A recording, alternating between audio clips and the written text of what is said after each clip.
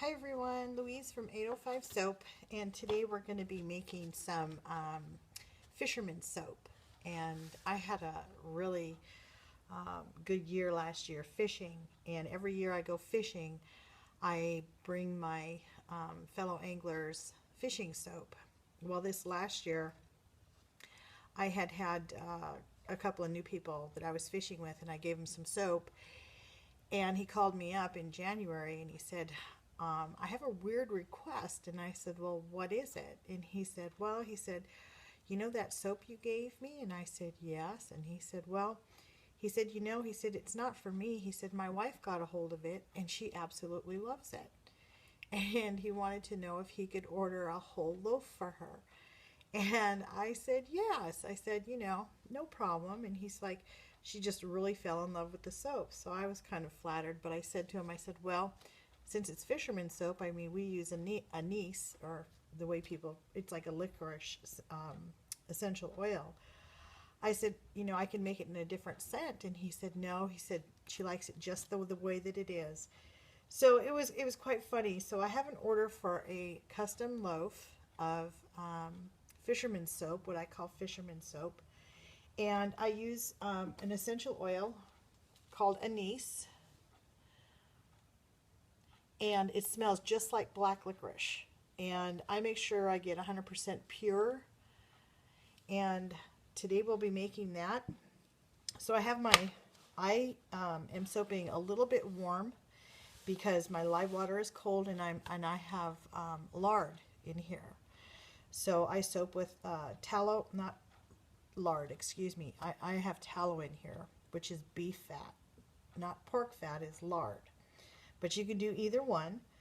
And I have tallow and coconut. Then I have olive oil, hyolytic sunflower oil, castor oil, and avocado oil over here. So if you've never been soaping, cold process soaping, get yourself one of these books. This book is fabulous. It's really thin. It's not even 100 pages. You can cover everything you need to cover about soap making in this book. It's very easy. She's got some really good recipes in here. This was my first soaping book. You're going to love it.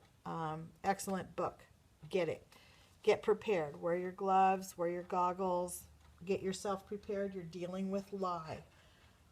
If you have the respect for lye, you'll be fine, but you just got to be careful with it. So I have my oils in here, and I'm going to pour my soft oils in there. And then we're going to put, I wish I had a different bowl and a different setup here so you guys could see it a little bit better, but I'm going to try and share this, to make it as you can see it. I don't know. I think this is kind of like I don't know if this soap works or not, but what I have found out is that when I fish, and I fish a lot, I'm a lady angler, and you're pretty smelly of fish when you come home, and before I go fishing, I take a shower with this soap. And one thing I don't do is I don't wear any lotions, perfumes, anything that has any scent when I get on a boat. And most people don't anyway, because you don't want to contaminate the bait tank, and you don't want to, have any perfumes on you because you're trying to catch a fish. So, maybe it's a wise tale, but I love the way it smells when I come home and after I'm fishing and I take a shower, I grab my soap, and to me, it makes me feel a lot better. It doesn't. This is the one I made last year, and this is an end bar, and it smells just as good as I made it. I love it. But so we're going to make a copy of that, and I've got my oils in here, and this is a mixture, and if I tell you what this is, I have to kill you. So I add this mixture into most of my soaps, probably all of my cold process soaps. We put This is a tablespoon. We put about 2 heaping tablespoons in here. This is 64 ounces. Maybe one more for good luck. This is a 64 ounce loaf. And I'm just going to blend this up, so it might be a little bit noisy.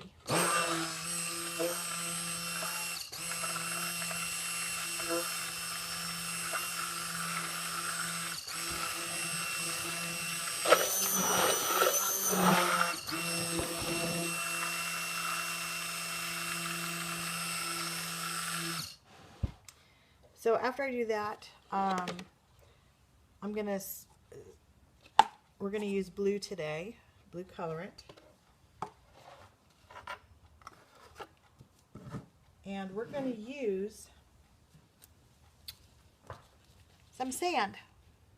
And this is sand from California. I got it at the beach, real clean part of the beach where the ocean meets, and there's not a lot of people there.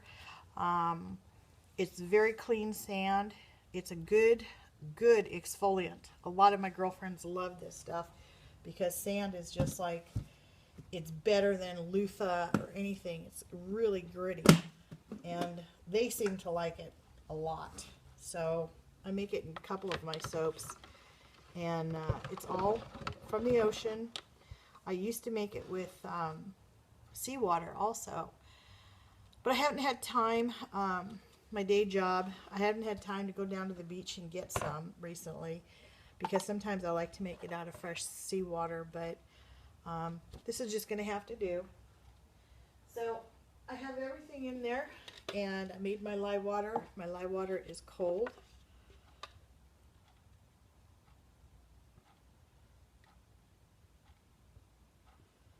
I made this lye water yesterday when I got home from work. And my day job is, I'm a full charge bookkeeper, so this time of year I get really busy, you know, with work. So we're going to stick blend this.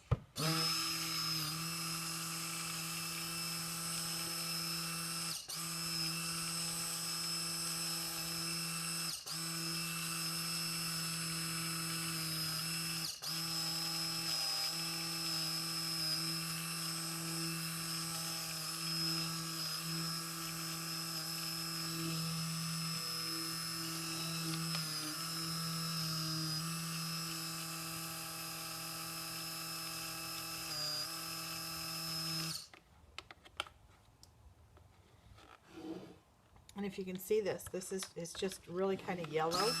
So I'm just going to stick blend it until it gets a little bit thicker. I want it to get to maybe like a light trace.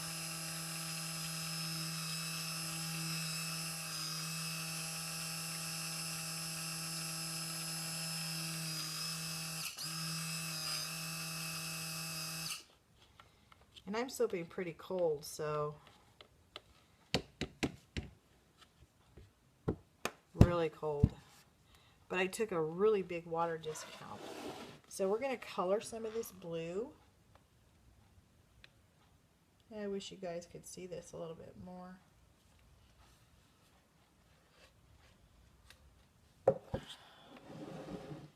So we're going to color this blue.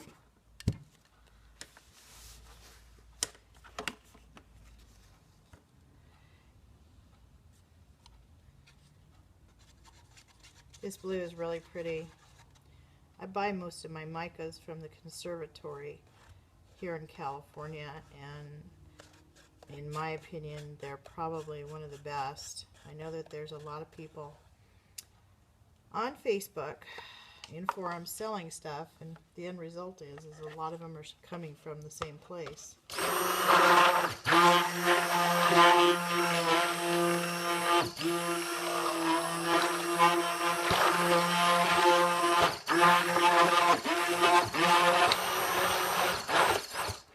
Oh, that is so pretty.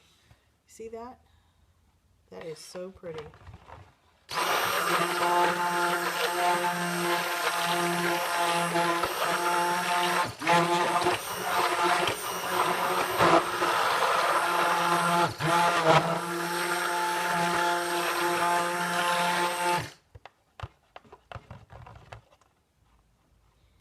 anytime,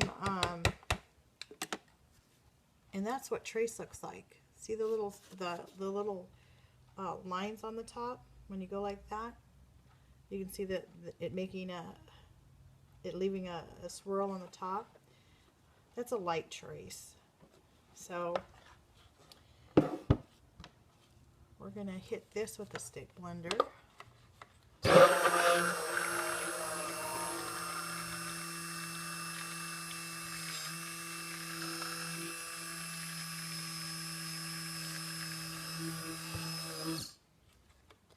And I'm going to add my essential oils, which I didn't measure out, and I should have, but I didn't before all of this. But so we'll just measure it out real quick.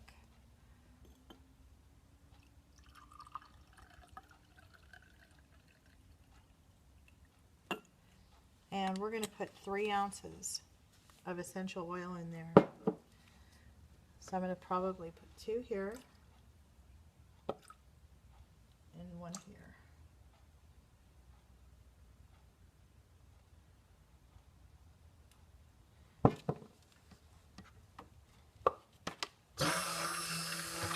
It smells so good. It smells like black licorice. So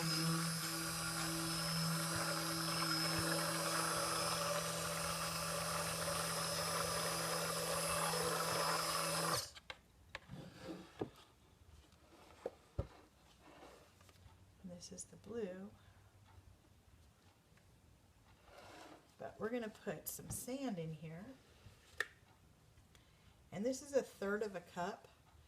So I usually start out with like 1/3 of a cup.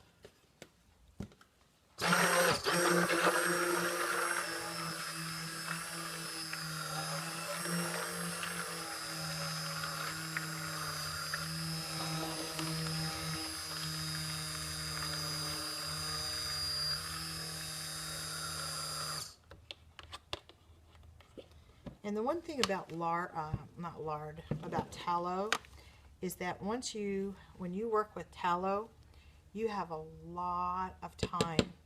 A lot of time to play, because it's just something that doesn't go to trace quickly, especially when you soap at room temperature.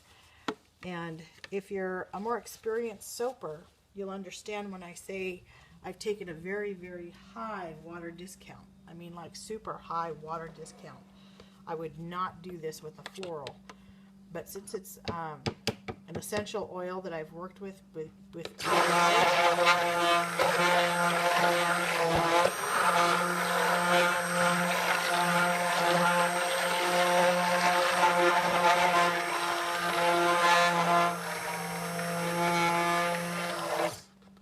since I've worked with this essential oil before, I know that I have plenty of time to work with this, and there's basically no problem.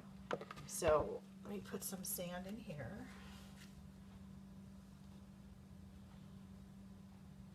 And I'm going to put a little bit more in there.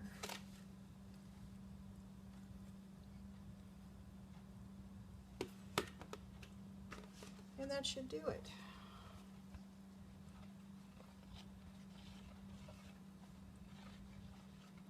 But if you like a real hard exfoliation, or if you have really super dry skin and you want something to really exfoliate your skin, try using sand. Oh my, it is fabulous.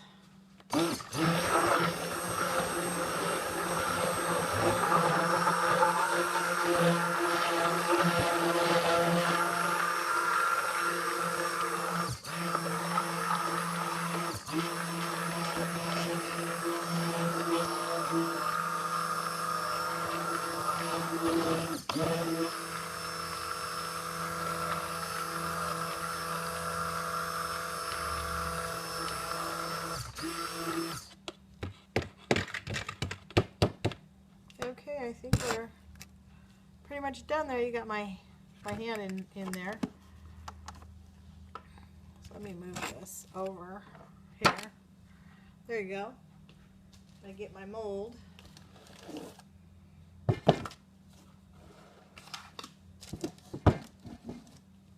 And this is just an all-natural colorant. I didn't put any titanium dioxide in here at all.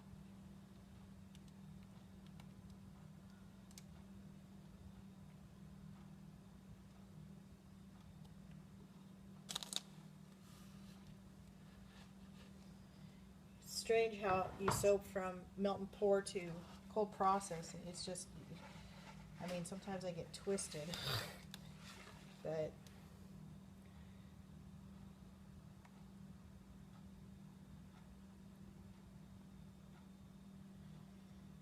because you don't know what you're doing half the time. I'm just trying to make like waves in there.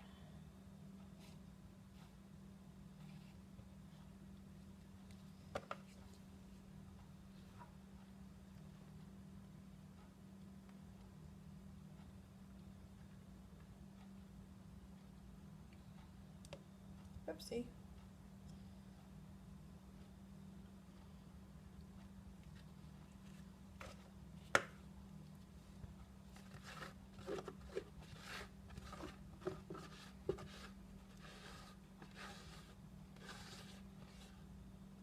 So, needless to say, I was kind of shocked when my friend called me up and told me that his wife loved the soap. And she's not even a fisherman. Oh well, you know. You never know who's going to get your soap and who's going to like it. I tell you that. So, you know, if one thing you can, you know, kind of do is that if somebody likes your soap, they like your soap, no matter what. So, I think that's a pretty positive thing, you know.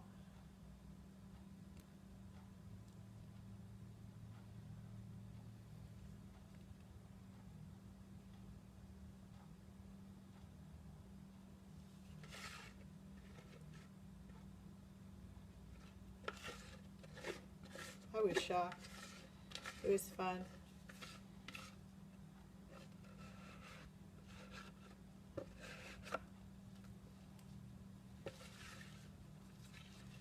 So I'll cut this tomorrow and I'll upload the videos together. I still haven't figured out how to do it on my iPad, how to pause and then restart just to make one video. So I'm still learning. I'm kind of like, how can I say this, technically challenged. I am not computer savvy at all. So I hire people to do it and to set things up for me and get things done because I just am not. Let's see if we can swirl some of this on top.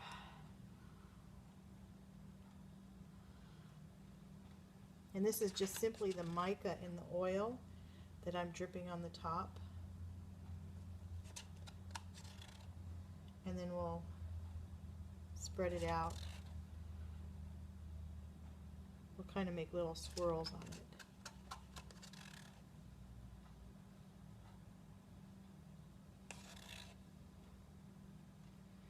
I don't like to waste anything when I'm doing something, especially with soaping, because supplies are so expensive. So if I have something made up, I'm going to definitely use all of it. And work from there. So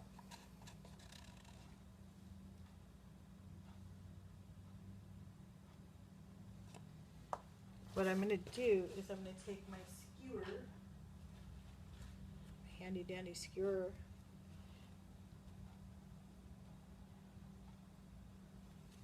and I'm just going to kind of drag this like ocean stuff.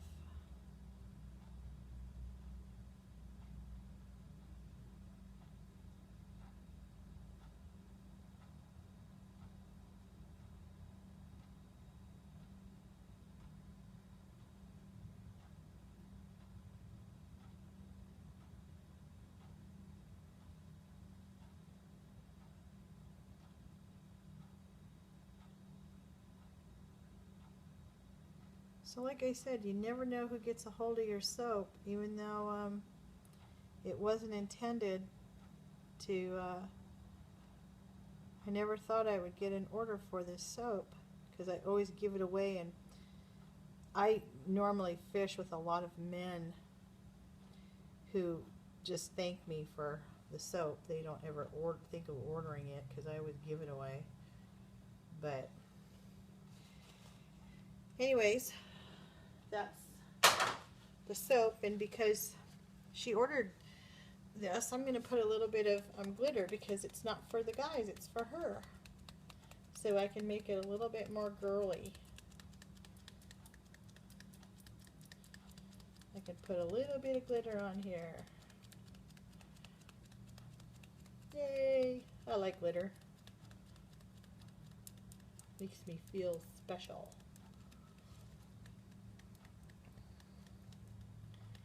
So that's my fisherman's soap, and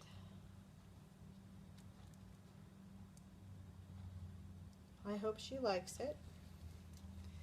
Tomorrow I'll cut it for you, and I'll lift this camera up so you guys can see it better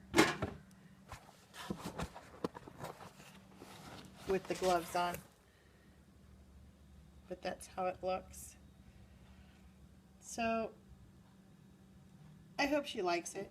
And like I said, you never know where your soaps are going to go or whose hands they're going to be in. You might sell them to one person and then it might be getting into another. So I hope you enjoyed this video. And like I said, if you want to get Anne's book, it's available through Amazon. You can buy it through a lot of book places. But Smart Soap Making by Anne Watson. And I'll talk to you guys tomorrow, and I'll do a cutting video. Take care. Bye.